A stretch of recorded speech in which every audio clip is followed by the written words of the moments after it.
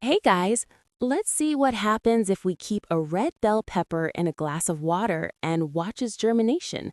Let's check it out quickly. So here we have our pepper, halved, its seeds exposed. Now a gentle pour of water, just to top up. That's all it takes. And now watch life begin from inside the fruit. First, from the pepper's own flesh, a fuzzy network of white roots starts to explore the water. But the real magic is with the seeds.